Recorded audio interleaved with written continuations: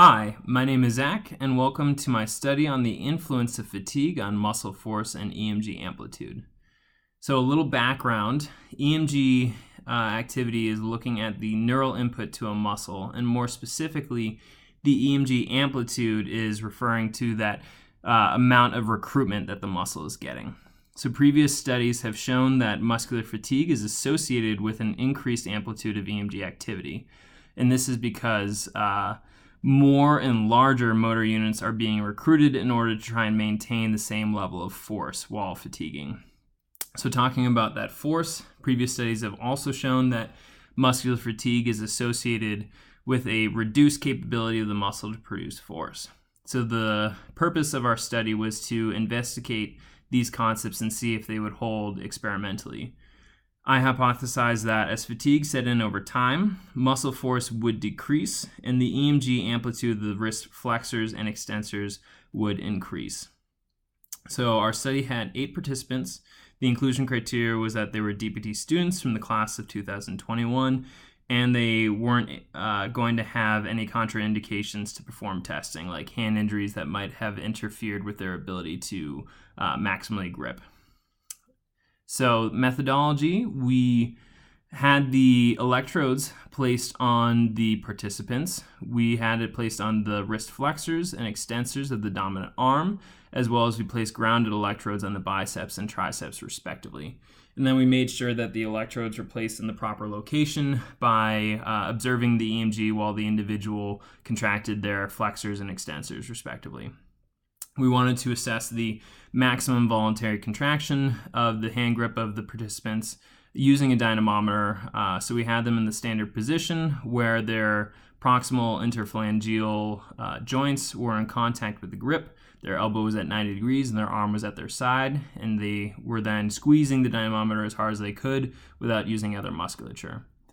Once we had recorded that maximal voluntary contraction, we instructed the individual to maintain 25% of that force level for as long as possible, and we recorded the peak EMG of the wrist flexors and extensors as well as the force output every 15 seconds until failure. Once we had done the data collection, we ran the analyses where we were looking at the EMG values and force measurements of all the time points expressed as a percent standard. That way we could normalize the data and make sure that we could compare the individuals. So we had calculated the mean and standard deviations for the EMG and force percent standard, which you can see in our results. So looking at the graphs and the results, the blue graph is referring to the flexor mean, the orange is referring to the extensor mean, and the green is referring to the force mean.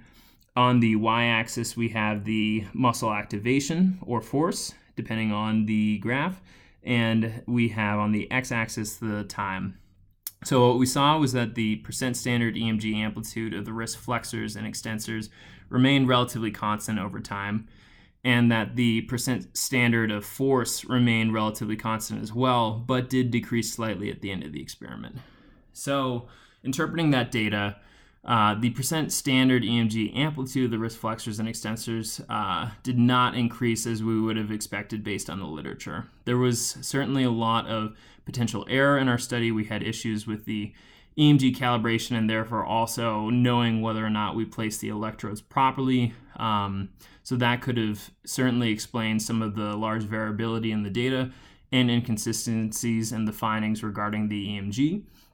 But we did see that the percent standard of force decreased slightly at the end of the test, suggesting that participants were unable to maintain adequate levels of force due to fatigue. If we were to have continued the amount of time, we probably would have seen a much larger decrease in this force. However, we were trying to maintain that 25% force level, so we didn't see that quite as drastically. And just lastly, it's important to think about the clinical relevance behind why we did the study. So a better understanding of the neuromuscular mechanisms behind muscular fatigue can help in the proper prescription, supervision, and also patient education regarding muscular endurance exercise. Thank you. I hope you enjoyed my presentation.